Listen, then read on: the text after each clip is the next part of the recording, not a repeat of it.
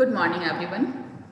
GK पढ़ेंगे आज हम लोग। जीके में हमारा जो पोर्शन है 5 टॉपिक्स दिए गए हैं आपको।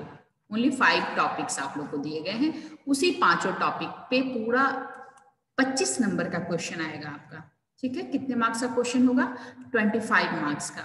और 25 मार्क्स के क्वेश्चंस कैसे कैसे होंगे सुन लीजिए ध्यान से। 10 क्वेश्चन होंगे आपके एमसीक्यू के, जैसे बाकी के सब्जेक्ट्स में आएंगे वैसे ही 10 क्वेश्चन में आज आप लोग को अनम्यूट का ऑप्शन दे देती हूँ। अगर आपको कुछ पूछना होगा तो बीच से अनम्यूट करके पूछ सकते हैं, या फिर बिना मतलब का लेकिन नहीं पूछेंगे। ठीक है, तो 10 नंबर का जो है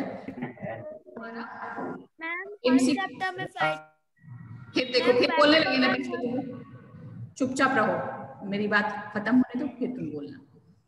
तो 10 नंबर का एमसीक्यू होगा, उसी 5 पेज से होगा, 5 टॉपिक से होगा, कहीं और से नहीं होगा।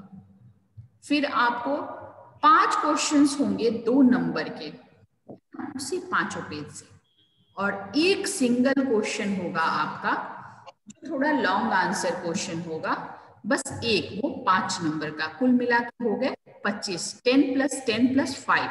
ओके, जैसे आपके सारे सब्जेक्ट्स में आएंगे 10 + 20 + 10, वैसे इसमें 10 + 10 + 5, 10 एमसीक्यू, 5 शॉर्ट आंसर क्वेश्चन और एक long answer question.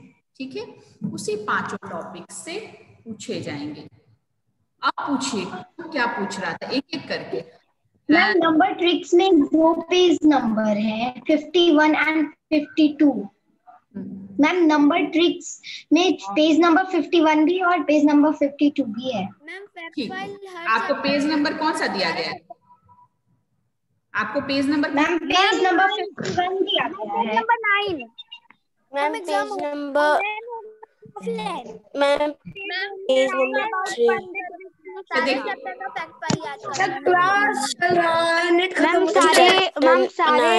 Ma'am subject का ऐसे ही होगा।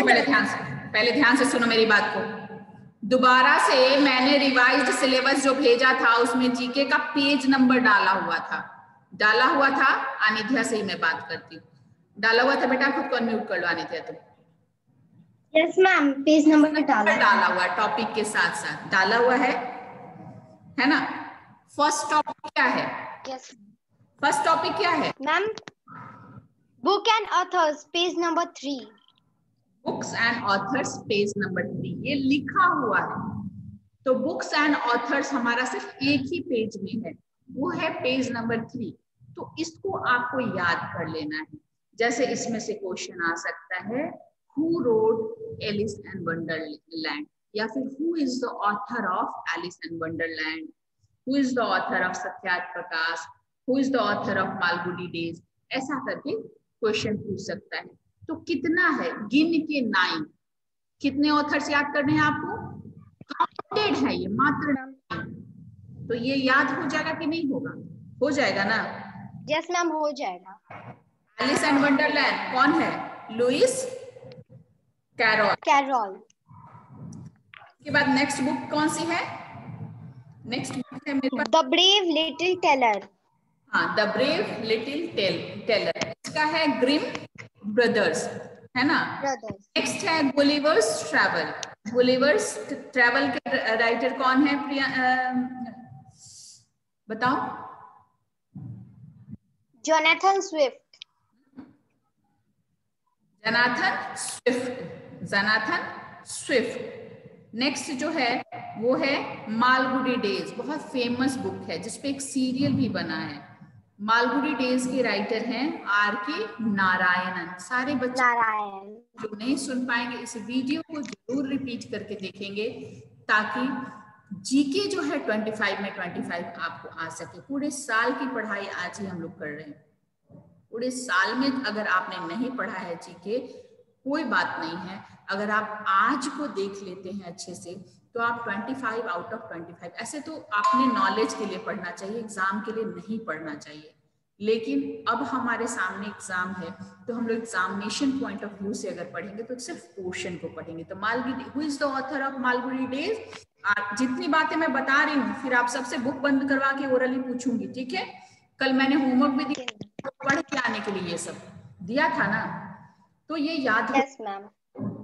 नेक्स्ट है जो सत्यार्थ प्रकाश, ये भी बहुत फेमस बुक है और इसके राइटर भी बहुत फेमस हैं, जो हैं Swami Dayanand. Dayanand. Who is the writer of, who is the author of Satyarth Prakash? तो Swami Dayanand is the author of Satyarth Prakash. एक वर्ड में आंसर दे सकते हैं आप या फिर एक सेंटेंस में दे सकते हैं। कोशिश करिएगा वर्ड में ही दे, क्योंकि ऑनलाइन कॉपी चेकिंग है तो थोड़ा कम रहेगा और क्लियर रहेगा, तो आंसर देना, मार्क्स देना आसान होगा। ठीक है। इसके बाद है विन्नी द पू। ये है, ये कौन है? इसके राइटर ए मिलने। ए मिलने। नेक्स्ट है द अगली डकलिंग। अगली डकलिंग के राइटर कौन है? हंस एंडरसन। हंस एंडरसन। हैरी पॉटर, ये भी बहुत बहुत बहुत, हैरी पॉटर बच्चों को भी बहुत प्रिय है। तो हैरी पॉटर जेके रॉलिंग। जेके रॉलिंग ये बुक्स हैं, 8 ही हैं, मैंने तो 9 कह दिए थे, सिर्फ 8 हैं। तो 20% सिलेबस हमने कंप्लीट कर लिया 5 पेजेस में से। ये हमारा 1 पेज हो गया। बुक्स एंड ऑथर्स में मेरे ख्याल से किसी को कोई परेशानी नहीं होगी, अगर है तो हैंड रेज करो जल्दी। किसी को कोई परेशानी है? नहीं है? चलो आगे बढ़ते हैं। नेक्स्ट पेज हमारा कौन सा है? बेटा बताइए। आने थे, आप ही अनम्यूट हैं और किसी से नहीं पूछ रही हूँ मैं, आप ही से सिर्फ पूछ रही हूँ। नेक्स्ट पेज कौन सा है? आवाज नहीं जा रही है? Ma'am I have no problem. आपको प्रॉब्लम नहीं है। नेक्स्ट पेज बताइए। Ma'am page number 9, Pandit Vishnu Sharma. Ma'am हल्का हल्का कभी कभार कट रहा है। Page number 9, Pandit Vishnu Sharma. Page number 9 दिया गया था। टॉपिक क्या था? फैक्ट 5 है ना? पंडित विष्णु शर्मा। हाँ, तो पंडित विष्णु शर्मा के बारे में फैक्ट जानना है। पंडित विष्णु शर्मा ही है इसमें। तो पंडित विष्णु शर्मा कौन थे? वो स्कॉलर थे, रिनोल्ड, मतलब जो बहुत मतलब फेमस हो, जिनको हम सब जानते हैं, वैसे स्कॉलर थे वो। कब के? 3rd century BC, before Christ, है ना? 3rd सेंचुरी BC के वो बहुत जाने माने स्कॉलर थे, मतलब विद्वान थे।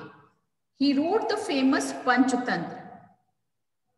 पंचतंत्र की जो कहानियां आप लोग पढ़ते हैं, वो पंचतंत्र उन्होंने ही लिखी है, और जो संस्कृत में लिखी गई थी, अब वो हर भाषा में पंचतंत्र का ट्रांसलेशन है, बट उन्होंने संस्कृत में लिखा था इसको। ठीक है। 3rd है द टेल्स। अच्छा, इसमें 9 पेज मैंने लिखवाया था क्या? पेज नंबर 9 ही था अनित्या, या पेज चेंज था? इस फैक्ट फाइल इसी पेज का था? फैक्ट फाइल यही था? Yes ma'am. चलिए ठीक है। इसके यही The tales have been translated into many languages and are famous all over the world. ये तो मैंने पहले ही बताया, संस्कृत में इन्होंने बेसिकली लिखा था। इनिशियली इन्होंने, एक बच्चा लिख रहा है आशुतोष कुमार कि मैम फैक्ट फाइल हर चैप्टर में, मुझे पता है हर चैप्टर में है, बट जो पेज नंबर आपको दिया गया है आपको सिर्फ वही पढ़ना है। पेज नंबर के साथ दिया गया है फैक्ट फाइल। तो जब पेज नंबर के साथ दिया गया है तो आपको जो पेज नंबर दिया गया है उसी पे कंसंट्रेट करना है, अगर एग्जामिनेशन पॉइंट ऑफ व्यू से पढ़ना है। ऐसे तो पढ़ना सारा चाहिए, लेकिन अभी इतना पे ही रही है आप लोग। तो विष्णु शर्मा के बारे में है कि उनकी फेमस बुक का नाम है पंचतंत्र। वो किस सेंचुरी के राइटर थे? वो 3rd सेंचुरी BC के राइटर थे। Each book has interesting stories about animals and human beings. Panchatantra आप सबने पढ़ी होगी निश्चित रूप से, तो बहुत अच्छी से छोटी छोटी कहानियां हैं, और ये वर्ल्ड फेमस बुक है। इंडियन राइटर है बट वर्ल्ड फेमस बुक है ये।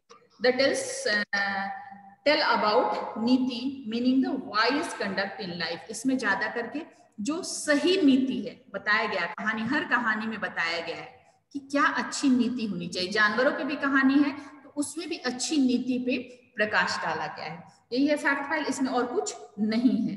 बुक्स एंड ऑथर्स हो गया, फैक्ट फाइल हो गया, इसमें भी किसी को परेशानी नहीं होगी मेरे ख्याल से। 3rd क्या है अनित्या? 3rd क्या था topic? 3rd topic page number 40, places of No, ma'am, Animal Truth, page number 17. Animal truth, Yes, ma'am, Animal. Page number 17। तो एनिमल ट्रूथ भी बहुत छोटा सा टॉपिक है।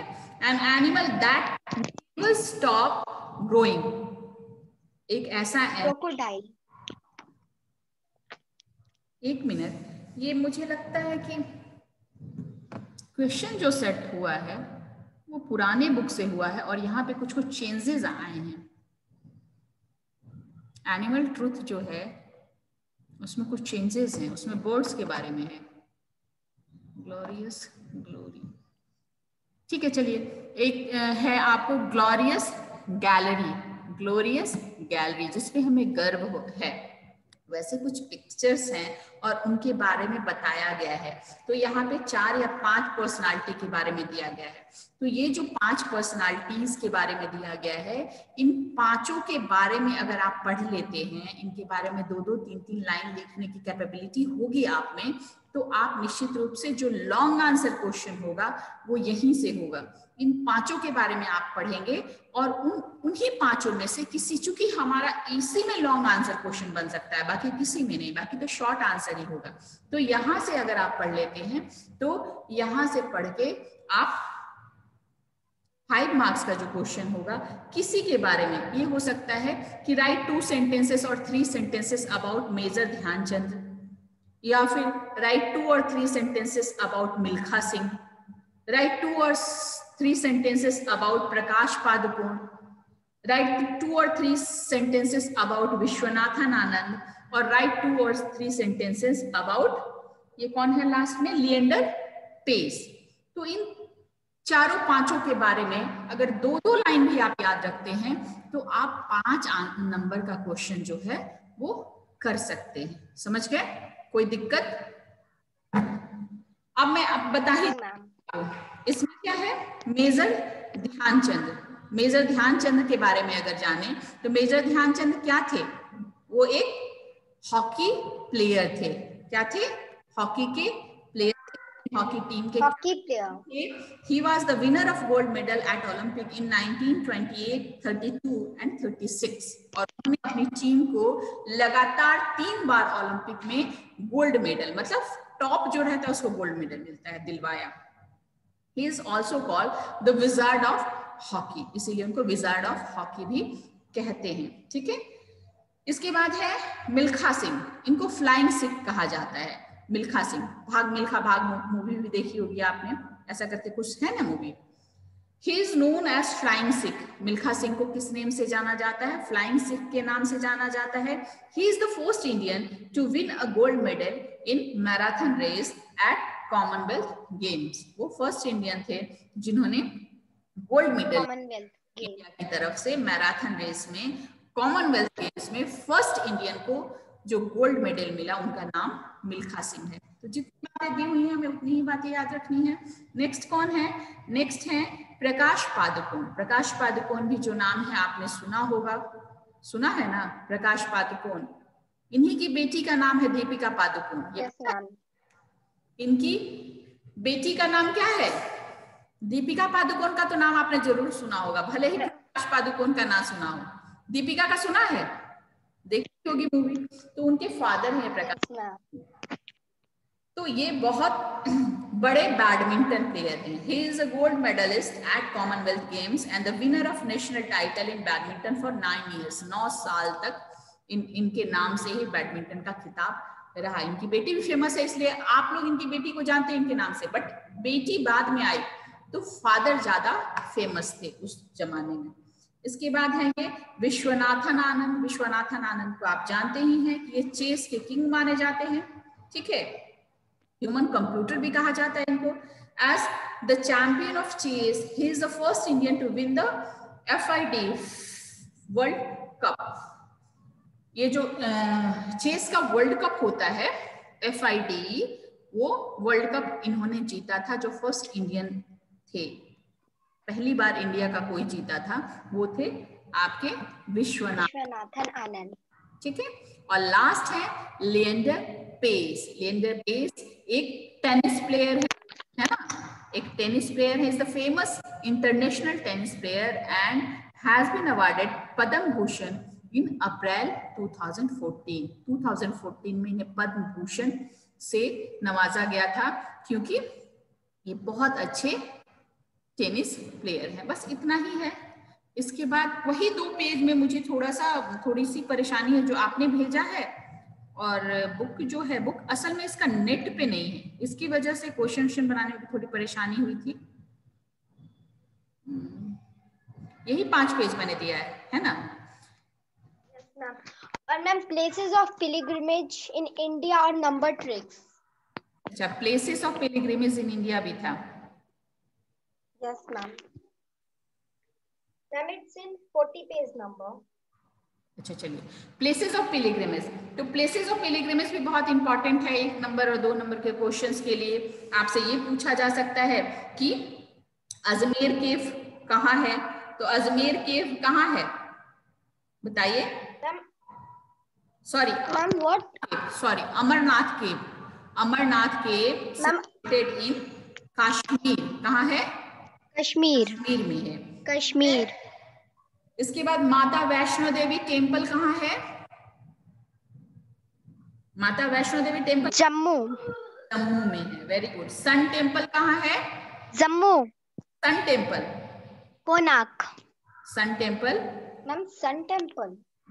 सन टेम्पल कहाँ है? कोणार्क। कोई भी जवाब दे सकता है, ठीक है? बच्चे खुद को अनम्यूट करके जवाब दे सकते हैं, लेकिन बात बीच में कुछ नहीं बोलेंगे, ठीक है? कोणार्क। चलिए, कोणार्क। गोल्डन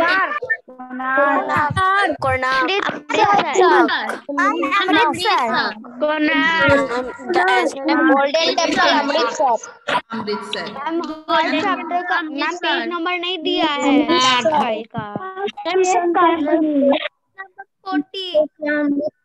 गोल्डन टेम्पल कहाँ है?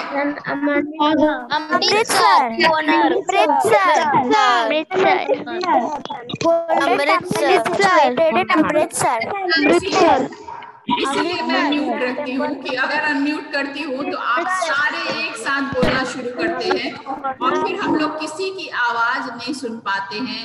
ना तो आप मेरी आवाज सुन पाते हैं और ना ही मैं आप लोगों की आवाज सुन पाती हूँ।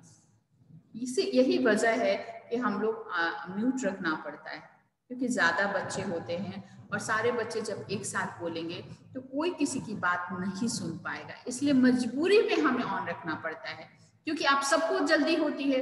मैं आपसे शिकायत नहीं कर रही कि आप सब चिल्लाने लगते हैं, हर बच्चा बोलना चाहता है, लेकिन आप बोलिए जब क्लास में जब 70, 75, 80 बच्चे एक साथ बोलेंगे तो फिर सुन तो कोई नहीं पाएगा। इसकी वजह से मैं म्यूट रखती हूँ। और अगर कोई परेशानी होती है तो मैं आप लोग से कहती हूँ कि अगर कोई परेशानी है तो आप लोग पूछ लीजिए। एनिमल ट्रूथ जो था, जो एनिमल ट्रूथ था वो थोड़ा सा चेंज है। जो टॉपिक सेट हुआ है आप देखिए वो पेज का है। बर्ड्स के बारे में भी दिया हुआ है क्या अनिध्या? आप देखिए तो बेटा, बर्ड्स के बारे में एनिमल ट्रूथ में दिया हुआ है किसी में, या सारे बच्चे देखें? बर्ड से रिलेटेड एनिमल ट्रूथ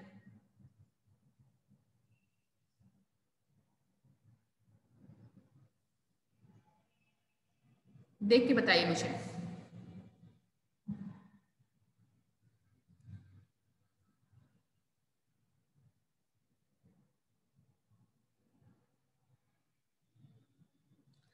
एक पेज है जिसमें एनिमल साउंड दिया हुआ है, वो कौन सा पेज है उसको देखिए तो बेटा। अनिध्या उस पेज को देख के बताइए कौन सा पेज है।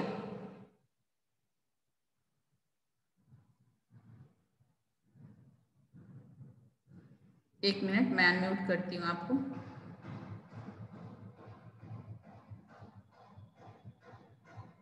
नंदिनी मैं आपके पास बुक है? नंदिनी 4A बुक है आपके पास? अनम्यूट करके बताइए, बुक है? Yes ma'am. Yes ma'am. आप बर्ड से रिलेटेड जो कौन सा पेज है वो? Sound of parrot. कौन सा बेटा? 5। पेज नंबर 5 है। पेज नंबर 5 है। Yes ma'am. ठीक। Yes ma'am. पेज नंबर 5 ही आप लोग याद कर लेंगे, ठीक है? पेज नंबर 5 आप लोग याद कर लेंगे, नोट कर लीजिए। पेज नंबर 5, ठीक है? इसमें क्या है? इसमें है डिफरेंट साउंड दिए हुए हैं कि कौन से एनिमल का कौन सा साउंड है, दिया हुआ है ना, दिया हुआ है। पेज नंबर 5 मुझे दिखाएंगे आप, बैक कैमरा ऑन करके, नंदिनी या अनिध्या में से कोई भी पेज नंबर 5 दिखाइए मुझे, दिखाइए। हाँ अनिध्या बैक कैमरा ऑन करो बेटा, बैक कैमरा ऑन करो। हाँ इस पेज को याद कर ले आप लोग, ये पेज जरूरी है। ये फैक्ट फाइल, वो फैक्ट फाइल जो तुमने बताया वो नहीं है हमारा। जो फैक्ट फाइल तुमने विष्णु शर्मा पे बताया है वो हमारा, वो फैक्ट फाइल हमारा सिलेबस में नहीं है, समझ गए। वो पेज नंबर मैंने तुम्ही से पूछा था, तो वो पेज नंबर नहीं है बेटा, ये पेज नंबर 5 है। उस दिन मैंने लिख के भी दिया था पेज नंबर 5 फैक्ट फाइल। तो ये फैक्ट फाइल हमारा सिलेबस में है। इसमें आप लोग हेन के वॉइस को क्या कहते हैं, आवाज को क्या कहते हैं, क्लूक, पैरट को टॉक, हाइना को लाफ, मंकी को चैटर्स, फॉक्स की वॉइस को बार, वल्चर ईगल को स्क्रीम। फिर यहाँ प्लूरल दिया हुआ, ये भी याद करेंगे। एक्सिस का प्लूरल क्या होता है, बेसिस का प्लूरल क्या होता है, ऑसिस का प्लूरल क्या होता है, हाइपोथेसिस, रेडियस, मीडियम, इन सब का प्लूरल याद करेंगे आप लोग। ये पेज नंबर नोट करिए। मेरे ख्याल से मैंने भेजा था तो पेज नंबर 5 ही भेजा था। एक मिनट हम लोग चेक कर लेते हैं कि पोर्शन जो है हमारा पेज नंबर 5 था, फैक्ट फाइल यही वाला था, ठीक है, यही फैक्ट फाइल। और ये एक मिनट, इस पेज को, ये जो पेज है अप इन द ईयर, ये पेज नंबर कौन सा है, इस पेज का नंबर बताओ बेटा। Page number 18, page number 5 and page number 18 note कर लीजिए आप लोग। Page number 5 and page number 18, इस दोनों को भी याद कर लेंगे आप लोग, ठीक है, समझ गए। विष्णु शर्मा वाला फैक्ट फाइल नहीं आएगा, इस फैक्ट फाइल को आप लोग याद रखिएगा, ठीक है। अभी मैं लोअर ऑल हैंड करती हूँ, देन आप लोगों से पूछती हूँ अगर आपको कोई प्रॉब्लम है तो। चलिए, किसी को प्रॉब्लम है तो हैंड रेज करके वो पूछ सकता है। सबसे पहले राधिका रंजन ने हैंड रेज किया है। राधिका बताइए, खुद को अनम्यूट करिए और बताइए क्या प्रॉब्लम है, बोलिए। राधिका आवाज नहीं आ रही है आपकी। समीक्षा, समीक्षा बोलिए, समीक्षा बोलो बेटा। जीके 25 मार्क्स का होगा। हाँ जीके 25 मार्क्स का होगा, 10 + 10 + 5। एक लॉन्ग आंसर क्वेश्चन जो कि ग्लोरियस गैलरी से आएगा और बाकी जो ये 5 पेजेस हैं उनमें से आएगा, ठीक है। इसके बाद सैन अब्दुल्ला कुछ पूछते हैं। सैन अब्दुल्ला बोलिए, सैन अब्दुल्ला बोलो बेटा। 17 भी आएगा क्या बेटा? Ma'am, animal ma'am, page number 17 याद कर लेना ना, एक पेज एक्स्ट्रा याद करने में कोई दिक्कत है? मैम, हाँ मैम बोलो, बोलो। वंशिका शर्मा तुम बोलो, वंशिका बोलो। प्रतीक मिश्रा बोलिए, प्रतीक मिश्रा बोलिए बेटा। Yes ma'am. Ma'am exam online होगा कि ऑफलाइन?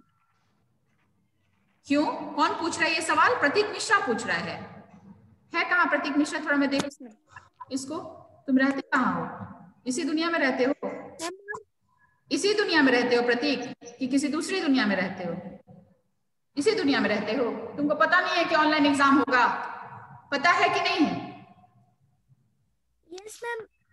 15 दिन क्योंकि न्यूज़पेपर में बताता है कि 1 मार्च से खुलेगा स्कूल। खुलता है तो स्कूल खुलेगा। अगर पढ़ाई होती रहती तो खुल गया होता, लेकिन जब पढ़ाई नहीं चल रही, एग्जाम चल रहा है, तो एग्जाम ऑनलाइन ही होगा। क्योंकि बहुत सारे पेरेंट्स को भी रहता है कि हाँ हमारे बच्चे नहीं जाएंगे स्कूल, या कोई बाहर है या ऐसे करके, तो एग्जाम ऑनलाइन होगा। उसके बाद स्कूल जो है वो रीओपन हो जाएंगे आपके नेक्स्ट क्लास में, ठीक है। क्योंकि अभी तो पढ़ाई का 1 मार्च से तो पढ़ाई है नहीं, 1 मार्च से हमारा एग्जाम है। पढ़ाई होनी होती तो हमारा स्कूल भी 1 मार्च से खुल गया होता, ठीक है। इसके बाद है सत्यम झा, बोलिए बेटा, सत्यम बोलिए फटाफट। सत्यम अनम्यूट करके बोलिए बेटा। सत्यम झा नहीं बोलना है। चलिए उत्सव राठौर बोलो बेटा। उत्सव मैम ये 20 मैम सब में तो 50 आपने कहा था कि 40 होगा, ये 25 हो जाएगा। जी के 25 का जब 80 मार्क्स का भी एग्जाम होता है ना बेटा तो जी मैम ये पैटर्न अलग होगा ना सबसे, इसका पैटर्न अलग होगा। क्यों शुरू से क्लास में नहीं थे तुम? वीडियो देखना, फिर मैंने शुरू में ही बताया है कि कैसा होगा। ठीक है सत्यम। अब है उत्सव। उत्सव बोलिए आप। अच्छा उत्सव ही बोल रहे थे। सत्यम आप बोलिए, खुद को म्यूट करिए। सत्यम आपको क्या बोलना है बोलिए। पैटर्न मैंने बता दिया था, 10 नंबर के मल्टीपल चॉइस क्वेश्चन, 10 नंबर के शॉर्ट आंसर क्वेश्चन, 2-2 नंबर के 5 और 1 लॉन्ग आंसर क्वेश्चन। ठीक है सत्यम बोलिए, कुछ नहीं बोलना है आपको। चलिए शिवानी सिंह 4E आपको क्या बोलना है? मुझे कि मैम 3 पेज नंबर मुझे वर्ड के बारे में दिया है। क्या बेटा? हाँ, तीनों पेज नंबर याद कर लीजिए। 18 पेज नंबर में भी वर्ड के बारे में। हाँ तो इसको भी याद कर लीजिएगा। ये 18 तो मैंने अभी जस्ट बताया ही। मैम दोनों याद कर लेंगे। हाँ इसको भी याद कर लीजिएगा। और सोशल साइंस में बेटा आपका एक मैंने शुरू में ही आप लोग को याद करवाया था, steps to improve tourism in India. ये सबको याद है? Steps to improve tourism in India सारे बच्चों को याद है? ये मैंने आपको याद कराया था। ये लॉन्ग आंसर क्वेश्चन, ये बहुत कम से कम 5 स्टेप्स आप लिखेंगे तभी 5 नंबर आएगा। इसको नहीं याद होगा वो जरूर याद कर लेगा। Steps to improve tourism in India. ठीक है, इसको जरूर याद कर लीजिएगा आप लोग। What makes India a unique country, ये सब चीजें जो देखिए जब 5 ही चैप्टर मिला है तो उसमें जो भी है उसको खूब अच्छे से याद करिएगा। सिर्फ क्वेश्चन आंसर से आपका काम नहीं चलेगा, आपको बीच से ही, क्योंकि 2 मार्क्स के लिए जो 1 word question short answer question है वो मैक्सिमम बीच से ही होंगे, तो आपको याद करना होगा वो सब। जैसे मैप के लिए हम लोग पूछ रहे थे तब तक कट गया था, कल नेटवर्क इशू था। आपको सिंपल ही मैप के बारे में अगर पूछ रहे व्हाट इज मैप, तो आप लिखेंगे map drawing of earth on the flat surface. Map is the drawing of earth or small part of earth on the flat surface. Map क्या है? ड्राइंग है ना, चाहे अर्थ का है या फिर इंडिया का है या फिर किसी स्मॉल पार्ट का है। Map is the drawing of earth or small part of earth on the flat surface. बस इतना लिखना है। अनिद्या ने भेजा था मुझे, बट बहुत ज्यादा लिखने की आवश्यकता नहीं है। मैप के बारे में इतना ही डेफिनेशन काफी है कि map is the drawing of earth or small part of earth. Okay ठीक है। कंपास जानते हो आप लोग, ब्राउचर आप लोग जानते हो, ब्राउचर क्या है? ये सब मैंने आपसे कहा था कि जो भी पोर्शन है उसका डू यू नो अच्छे से याद कर लेंगे आप लोग। ठीक है। What is sketch? स्केच क्या है? Sketch is the rough drying of a place. What is sketch? Sketch is a rough drying of place. Simple एक सेंटेंस में लिखना है, sketch is place. Sketch is rough drawing. क्या है? Drawing of earth on the flat surface, और ये rough drying of place है, rough drying of any place. ये स्केच सिर्फ अर्थ का नहीं होगा, इसका पार्ट का नहीं होगा, एक घर का भी स्केच हो सकता है, एक मोहल्ले का भी स्केच हो सकता है। ठीक है, इस ढंग के क्वेश्चंस आएंगे आप लोग। मुझे कुछ ऑल द बेस्ट। फिर भी किसी को कोई परेशानी होती है, कुछ भी प्रॉब्लम होता है तो आप कॉल, व्हाट्सएप कॉल नहीं करेंगे। व्हाट्सएप कॉल मैं रिसीव नहीं करती हूँ, व्हाट्सएप कॉल मैं कभी रिसीव नहीं करती हूँ, रेयर ही मैं करती हूँ। व्हाट्सएप कॉल मैं नहीं करती हूँ। आप जनरल कॉल करके पूछ सकते हैं। कोई मुझे कुछ कहना है। बोलिए, क्या कहना है? मुझे कुछ कहना है। क्या कहना है बोलिए। मैम आपने कल मैम दिया था कैपिटल लिखने को, तो मैम आपने 2 बार दे दिया था। हाँ वो गलती से 2 बार दे दिया था। ठीक है कोई बात नहीं, दोनों को देख लीजिएगा आप। मैंने दोनों में भेज दिया था। हाँ वेरी गुड। मैंने एक्चुअली मैंने इसलिए दिया था कि ये 3, 4, 5 तीनों ही क्लासेस में दिया था। मैंने सिर्फ एक क्लास को नहीं दिया था, इसलिए मैंने ऐसा कुछ रखा कि मैं तीनों क्लास को देखूं, और सिर्फ इसलिए दिया था कि मैं देख सकूं कि कितने बच्चे उसके थ्रू कर सकते हैं, कैपेबल हैं। क्योंकि फिर फाइनल एग्जाम तो आपको वैसे ही देना है, तो कौन बच्चे कैपेबल है कौन से नहीं है इसको देखने के लिए ही मैंने दिया था। तो गलती से 2 बार चला गया था। ठीक है, आप दोनों में ही आंसर दे दीजिए, कम से कम देख लीजिए। जब आप एक बार उसको खोल के देख लेंगे तो सीन वाले में आ जाता है, तो हम ये समझ लेंगे कि जिस बच्चे ने देखा वो बच्चा कर सकता है। बट हर क्लास में कम से कम 5-5, 6-6 बच्चे ऐसे हैं जिन्होंने खोल के देखा तक नहीं। इसका मतलब या तो स्नैप होमवर्क नहीं देख रहे हैं या व्हाट्सएप नहीं देख रहे हैं, उनको कुछ पता नहीं है। ठीक है, किसी भी तरह की परेशानी होगी आप कॉल कर सकते हैं। All the best. ठीक है, कभी भी जरूरत होगी, हो सकता है सिस्टिक एग्जाम से एक दिन पहले घर से ही कभी आपका क्लास ले लूं। ऐसे ऑफिशियली हमारा क्लास आज खत्म होता है इस सेशन का, बट जिसको भी जरूरत होगी, जब भी जरूरत होगी, आप कभी भी कॉल करके पूछ सकते हैं या मैसेज लिख के पूछ सकते हैं। ठीक है, okay, all the best, bye. Thank you ma'am. Thank you बेटा, bye bye ma'am. Thank you ma'am. Bye ma'am. क्या बोलो ma'am. Bye bye ma'am. Thank you, ma'am. All the best. 40 out of 40, okay. Social science में जो portion क्या बेटा? Ma'am social science में जो portion हाँ पोर्शन के मैम लॉन्ग आंसर्स भी बहुत कम है। हाँ कोई बात नहीं, जो भी है जितना है उतना पढ़िए, और 40 out of 40 बच्चे तभी मुझे अच्छा लगे। मैम पोर्शन पोर्शन तो भेज दिया गया है, कितनी बार भेजा जाएगा? पोर्शन तो भेजा गया है ना बेटा, कितनी बार भेजा जाएगा? पोर्शन भेजा गया है, फिर भी किसी को नहीं मिला है तो आज दोबारा से मैं पोर्शन भेज दूंगी, डेट शीट भेज दूंगी। टाइम का ख्याल रखिएगा, संडे एग्जाम की तरह इसको मत लीजिएगा आप लोग कि सुबह में मोबाइल नहीं खुला तो शाम को भेज देंगे। 2 घंटे के अंदर नहीं भेजेंगे तो मैक्सिमम 15 मिनट और मिलेगा। नहीं भेजा फिर आपका फाइनल एग्जाम नहीं हो पाएगा बेटा, इसलिए सिंसियर रहिएगा, अच्छे से एग्जाम दीजिएगा। Okay, bye, all the best once again, bye.